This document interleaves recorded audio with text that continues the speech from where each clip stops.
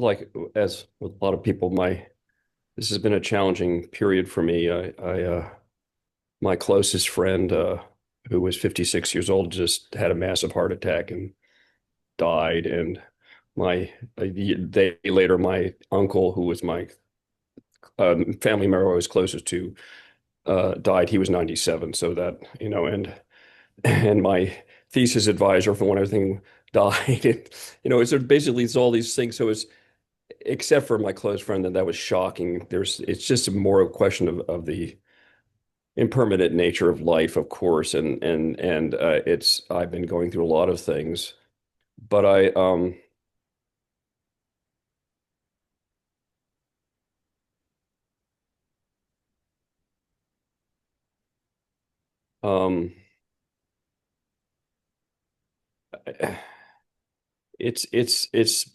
there is something in this kind of here's the confusing part, because I am sort of a sensitive person. So I have things where people sometimes with the dead will come to me and things like that. It's nothing dramatic. It's just a sense of their presence. But there's this other thing that happens when it's really very, very impersonal. It's not really like them as an individual person or their personality or the things I miss about them or that I felt I needed from them. Um, it's actually, and it's not just exactly undifferentiated love, but it's somewhere in between the two things where it's kind of has this kind of it's poignant, but it's also very powerful. I'm obviously haven't come to terms with this yet, Hmm. and it changes from day to day. But what I would say is that the sense of any sense of my past structure, as it like that's just not really it's dissolved. It's irrelevant, Hmm. and and so that's part of my identity. But I I don't know where the question is in here. It's just really more about that. I don't even think this is a bad thing, because it happens to everybody. But it's sometimes it's hard to know how to be with it. And I'm not just talking about grief, it's about sort of understanding. Oh, I don't know. I guess I often bring these similar questions too, but it's something about living in complete uncertainty. There's something about this because basically I'm not saying that this means this is the end of things. It's kind of, a completely new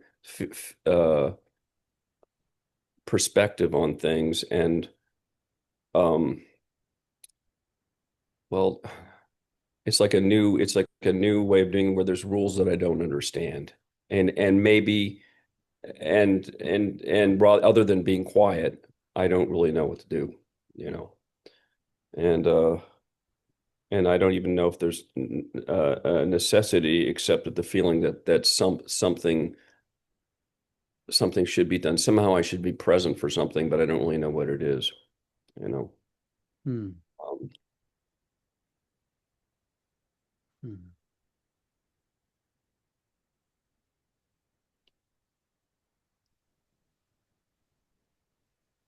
Yeah. So apart from silence, and silence is good. Yeah. and I'm certainly gratitude is another thing because I am actually grateful for just being alive, and actually I have extraordinary blessings. So uh, I'm really not talking about something that is about self-pity. It's about somehow it's more like confusion, I think, is the way I would describe it. Yes, and even confusion, Mhm. might be let I was going to say too strong of a word, but it is your word, confusion. That's fine. That's good. But you sound maybe confusion, but it doesn't sound like distress. Is that correct? It doesn't really. It will confuse. I mean, give you this to my friend. So his partner asked me to play at his Rebecca and I to play at his memorial service, which is very lovely. But I played for their wedding 5 months ago. Wow. that kind of thing. It's just like nothing is what you think it is. That's the kind of feeling. And they were blissfully happy, so, you know, Right. Right.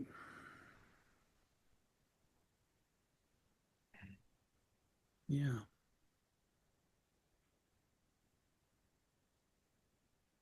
Hmm.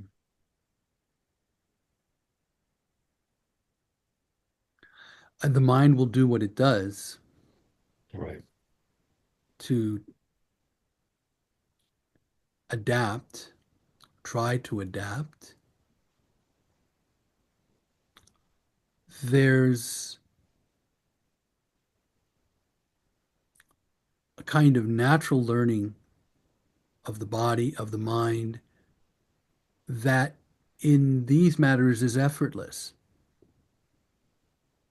and is not necessarily conceptual. Concepts may be a side product. You might be able to speak some words about it,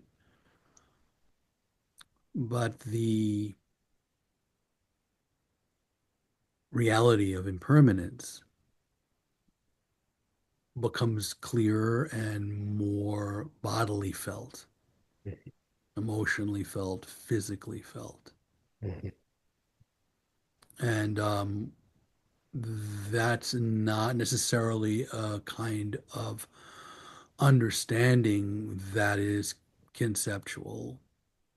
Fundamentally, it's not conceptual. It may be secondarily conceptual. There might be words for it. Mhm.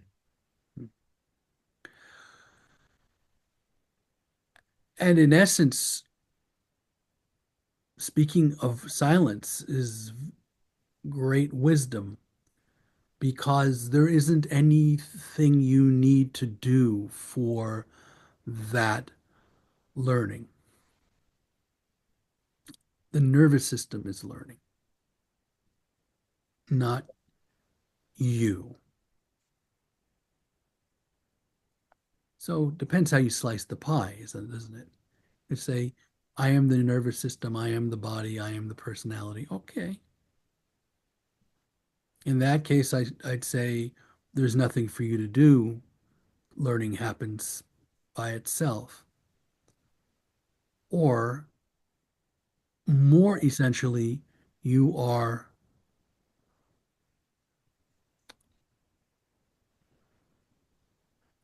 the awareness, consciousness itself, Atman, big self, capital S self. Your awareness, aware of the personality, of the thoughts, of the feelings, of all of that. And in that sense, you are the silence. And mm, to speak imprecisely, taking the position of silence is all that need be done. What else need be done? If learning is happening of itself, if the body and the nervous system is learning,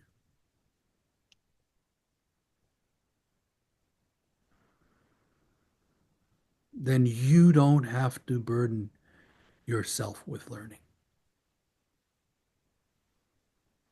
It's nature that is learning, and the mind and the body are part of nature, and nature itself is teaching nature. Or nature itself is in communion with nature. You, as the body and emotions, are in communion with life, which is changing. And so there's a participatory transformation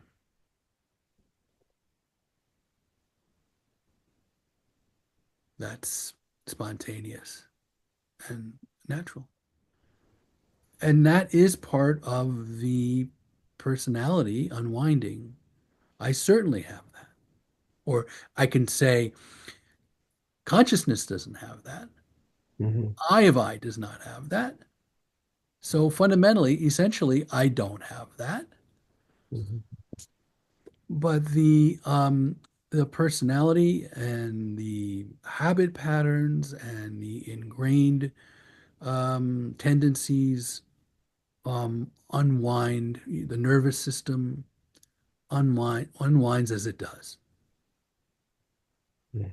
Whether we call it vasanas or samskaras or whatever language you want to speak about it, ingrained neural networks, all of that is unfolding.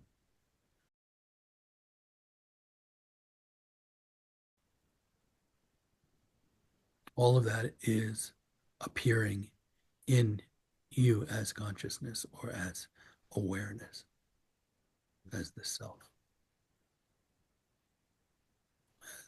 the big S self. Not the big ass self, the big S self. Yeah. It's arising in and is the activity of it, the dance of it, the play of it.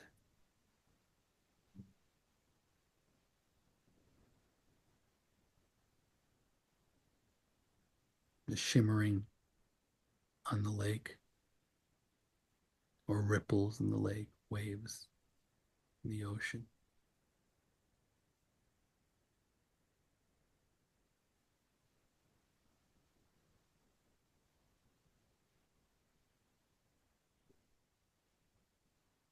Right.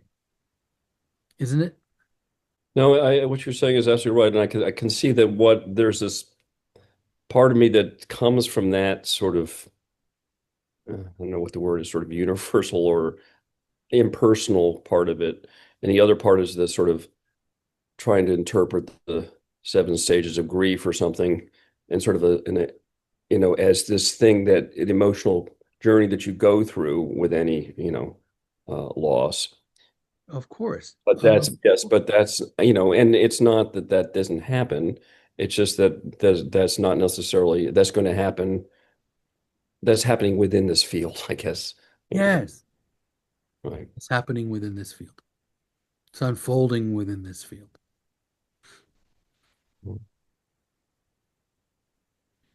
In terms of showing up, if you show up as silence, you show up as all of it.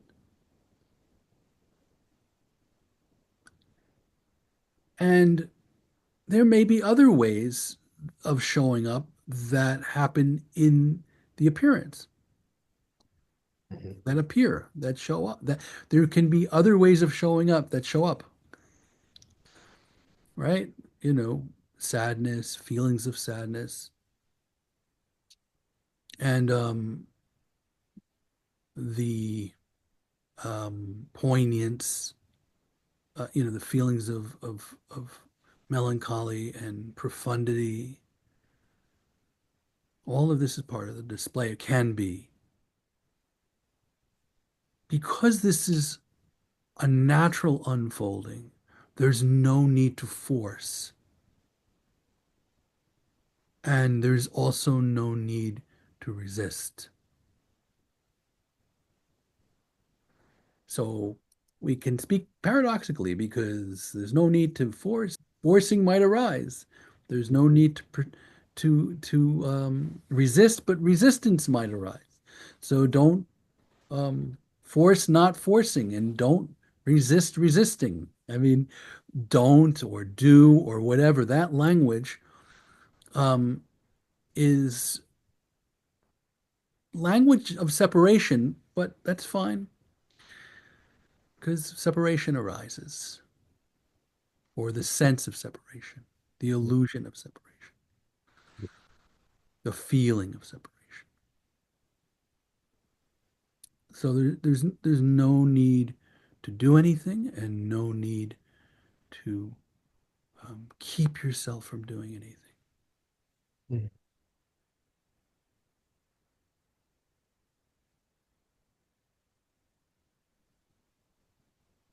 It's natural. There's no need to lean deeply into your feeling and embody.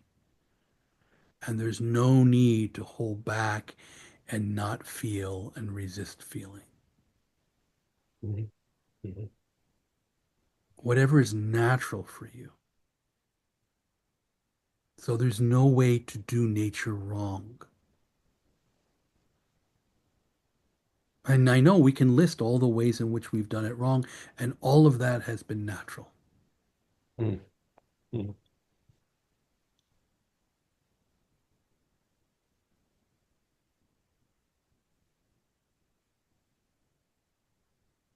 We can make any affirmation, any encouragement, any green light into a should. mm. I should show up.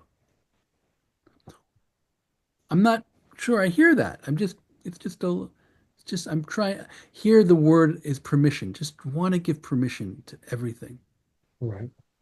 right? Because it's natural. Mm, So give permission to mourning, give permission to not mourning. Because this can happen. It's like, I feel so much sadness. Why? I know it's all impermanent. Why am I feeling so? And there's like, he he was my so close to me, and I'm not feeling enough. Why? No matter what, you can doubt. right. Yeah, and that's part of the process too. So Yeah. nothing wrong. That's what I mean. Like the temptation is toward drama. I have this arising continuously, and as so many people do, but it has nothing to do with me fundamentally, essentially, nothing to do with me. There's this whole thing of karma, right? This is language that can, if you have this notion of reincarnation, then you go, oh, I was born into this family, I was born into this country, I was born into this neighborhood, I was connected to these people who showed up again. This is all karmic unfolding. So this is all natural. Rather than having the stigma of I should have been, it could have been, it should be, it would be, if only, all that. To be gone with it, just call it karma. Mm, If it's too much to hold the belief or idea and you don't really care about holding the idea of reincarnation, it's it's just destiny. For whatever I don't have, maybe there's no reason. I was born into this family with this conditioning, this genetic disposition around these people who traumatized me this way and were nice to me in this way. You can find all the streams of causation with so many different models.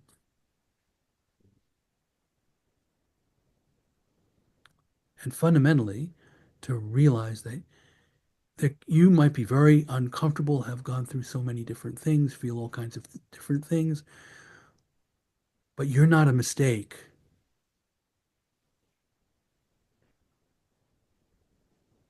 You're the the unfolding of cosmic forces. You're the unfolding of natural forces. Moment by moment, that is what we are in terms of our nature, in terms of Prakriti or the goddess or what's arising or interdependent origination.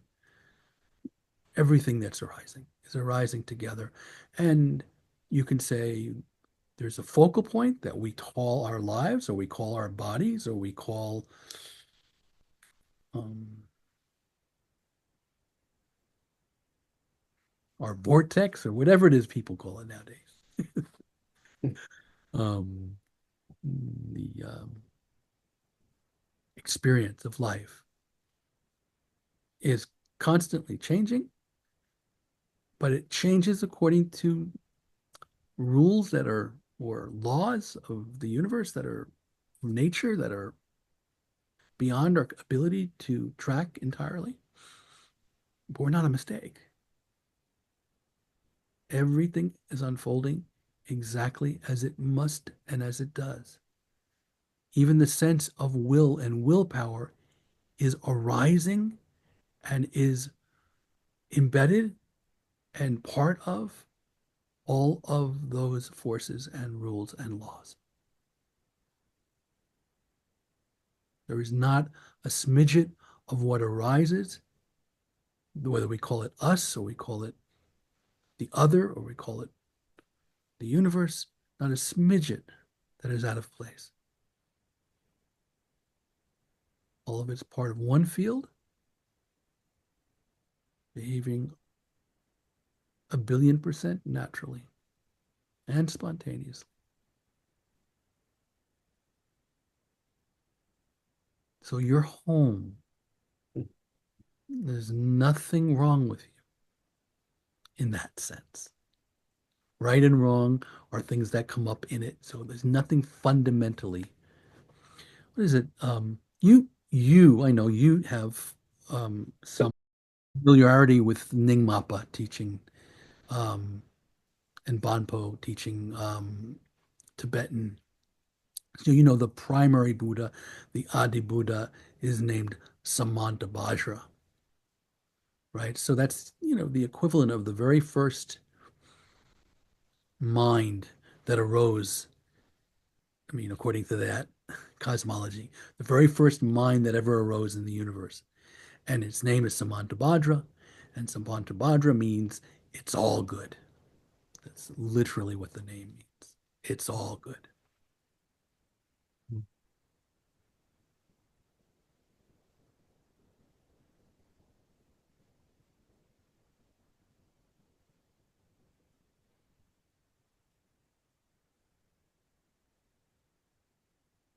So I mean, I'm hearing an unfolding of the profundity of the vastness beyond the ability to track all change.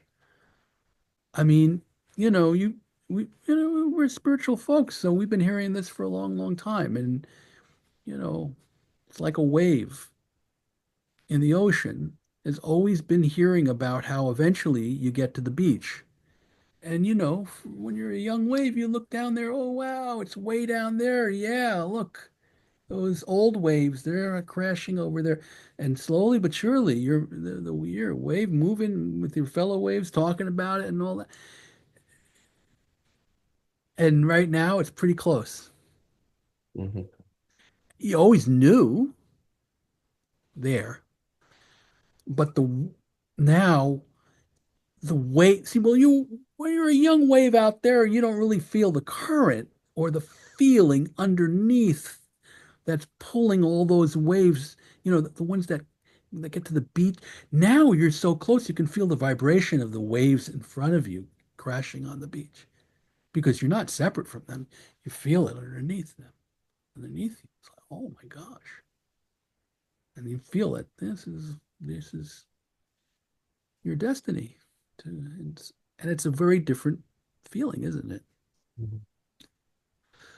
And it's kind of beyond words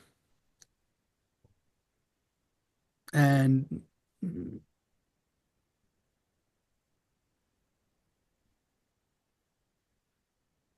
beyond logic or beyond, because here it is, how can you speak about this? I mean, you can use words, but the actual understanding, the knowledge that you're receiving bodily and emotionally. I mean, profundity. What is profundity other than overwhelm? Mhm.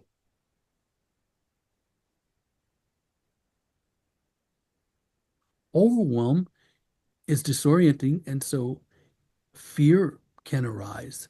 And it's also disorienting, so joy can arise. And it's also disorienting, so bliss can arise, and then fear again. Right? And of course, the advice is always let go. But like all verbal advice, it takes it's kind of like it's an affirmation, but the body needs to catch up, or the energy needs to catch up, or it has to learn it, even you could say in its own way. The mind hears the word, the body might not hear it at all until it does. The energy of it does.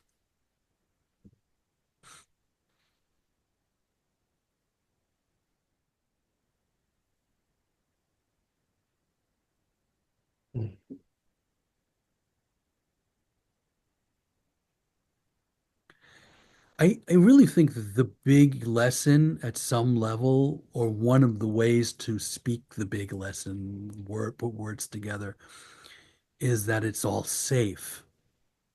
That's why it's all good. It's all safe.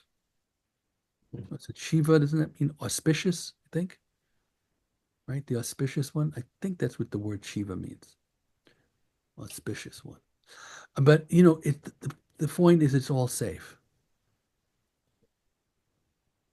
Like fundamentally, the universe is absolutely safe. Fundamentally, death is absolutely safe. Letting go of your identity is fundamentally safe. That's the message.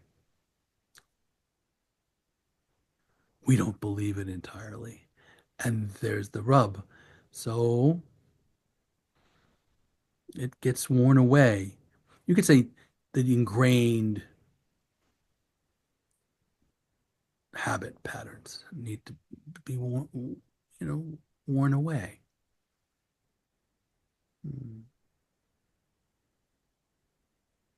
Ultimately, there's absolutely nothing to be afraid of, but you cannot deny the reactions and emotionality that comes through the nervous system that's there.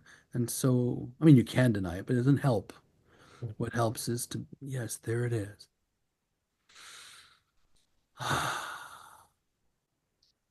And it's perfectly appropriate, fine for a cry for help or anything to happen. Um, that's more or less a cry of confusion or frustration. It doesn't,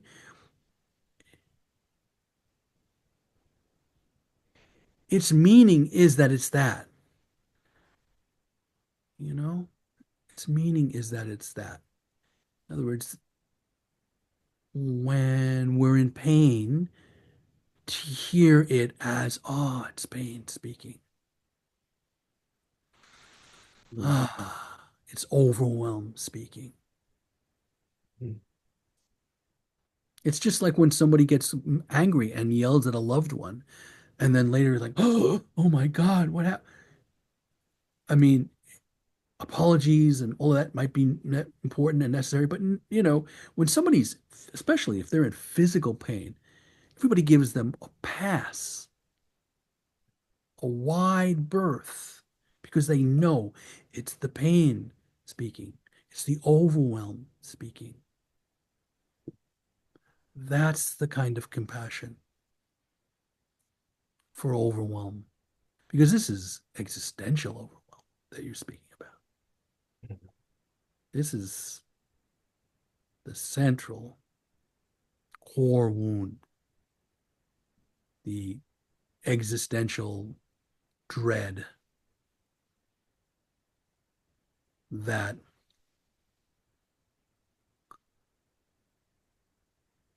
our incapacity, our limitation um, to grasp, to control, to deal with. I mean, without resistance, there's nothing there really. There really isn't, like, it's all good, but you can't explain away resistance. It has to be worn away, seen through, felt, expressed in any moment.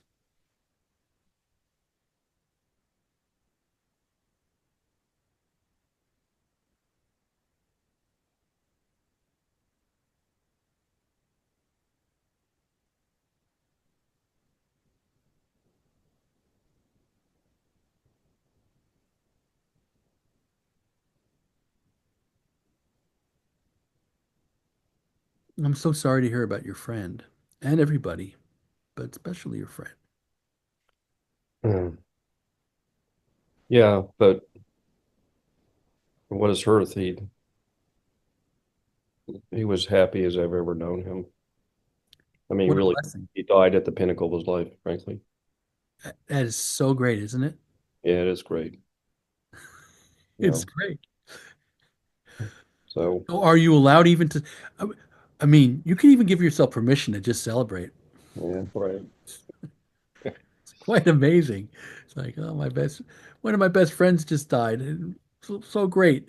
I mean, it's like, wow. For him to die when he's on a high, wow, that is a blessing. It is a blessing. Yeah. Yeah, truly. Mm. And by the way, I just want to say that I'm not that I have no fear of my mortality, but that's not really where this goes. It's really more like, you know, it just feels like showing up, for the theater, and it's like not the thing you got tickets to. It's just like there's something else. Right. So how do I respond to this, That's right? right. And is this like where I want to be? And is, it's gonna, whatever. It just That's what I'm sort of talking about. And also the fear of being the last, being completely alone, I think, before I go. But it's not about me going, I don't think, I mean, in the moment, it's not. So, Good. but anyway, thank you. Yeah, that's very helpful. And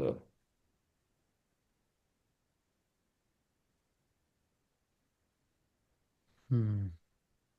yeah. Yeah, good. Thank you, Andrew.